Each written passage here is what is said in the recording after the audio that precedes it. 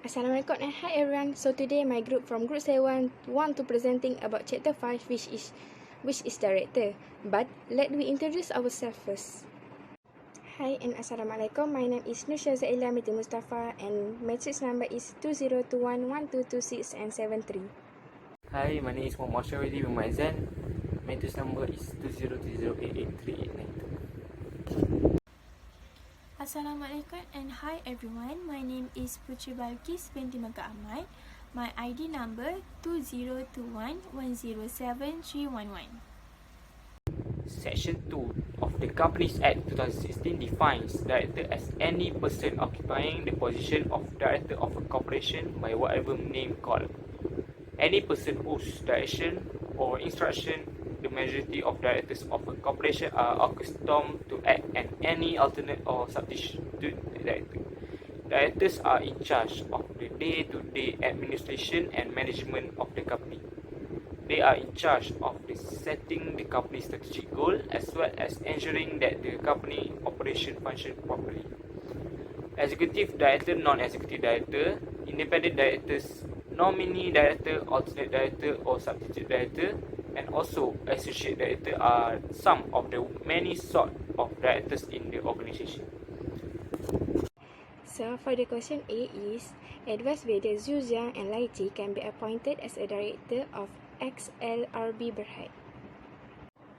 A director is defined in Section 2 of the Companies ACT 2016 as any person occupying the position of director of corporation by whether name called, and includes a person in accordance with whose direction and instruction the majority of director of a corporation are accustomed to act, as well as alternate or substitute director.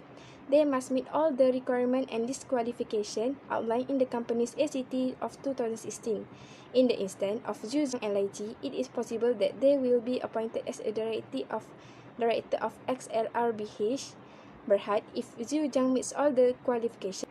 Zhu Jiang and be as a director if he fulfills the requirement which must be referred under Section 196 CA 2016, which is 2016 prescribe the minimum number of directors in a company.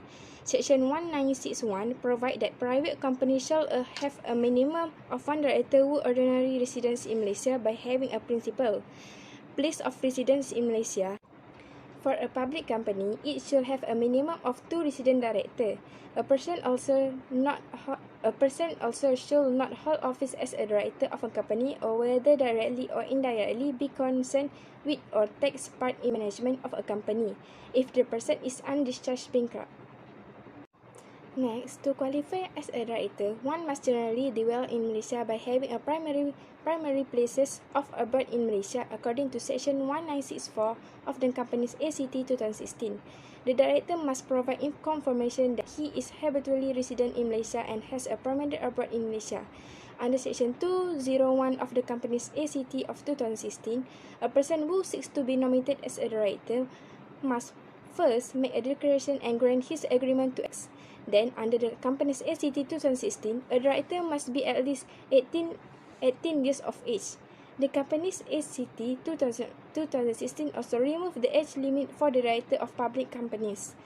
Hence, a director of 70 years of age is qualified to be director, and no additional administrative procedure is required. The board of directors may appoint a director in addition to the sitting director at any time, and the directors so appointed should hold office until the next annual general meeting in the case of public company and the case of private company in accordance to the terms of appointment as per Section 202 of the Companies ACT 2016. What's more, under Section 57 of the Act elaborates on the registration of director, managers and secretaries, which indicates that every company should keep as a registered office as a register of its director, managers and secretaries containing but not limited to the following particulars such as a director name, date of birth, residential address, service, business operation and identification, and also particular of any additional directorship of public companies or businesses that are subsidiaries of public companies held by the director, but it must not be essential for the for the register to contain particular of directorship held by a director in a company that is regarded to be linked to the company by virtue of Section 7.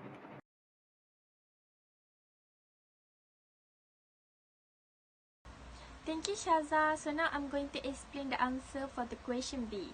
The question is, the board of directors subsequently discovered Li Qi's situation of bankruptcy and wished to remove Li Qi. Explain the compliance required by Companies Act 2016 to remove Li Qi as the director of the company. A director may be removed before the expiration of the director's period of office as follows. In the case of a public company, in accordance with this section, notwithstanding anything in the constitution or any agreement between public company and the director, the company may by ordinary resolution at a meeting remove the director before the expiration of director tenure of office. Special notice required a resolution to remove a director under this section or to appoint another person instead of the director at the same meeting. Notwithstanding, if a director of a public company was appointed to represent the interests of any particular class of shareholders or debenture holders, the resolution to remove the director shall not effect until the director's successor has been appointed. On receipt of special notice for a resolution to remove a director, the company shall forward send the director a copy of special notice. The director shall be given the right to make oral or written representation not exceeding a reasonable length on the resolution to remove him. Where the director makes a written representation and requests it to be notified to the members, the company shall, unless the representation is received too late for the company to do so. First, state the fact of the representation having been made in the notice of the resolution given to members of the company, and send copy of representation to every members of company to whom the notice of meeting is sent. If the copy of representation is not sent as required due to the representations received too late by the company or due to the default of company, the director may, without prejudice to his right to be heard orally, require that the representation shall be read out at the meeting. Copies of representation need not to be sent out and need not to be read out at the meeting if on application either of the company or of any other person who claims to be aggrieved, the court is satisfied that the right conferred by this section are being abused. In conclusion, it is evident that appointing the correct person as a director is important, and it must be done with great care based on the qualification and disqualification set forth in the Companies Act 2016. If the requirements are met, there will be no issues, and the business will run well. If the company made a mistake in choosing a director and wanted to remove them, it might resort the Companies Act 2016 again under Section 206 and 207 for the same director removal. As a result, the process of removal is required.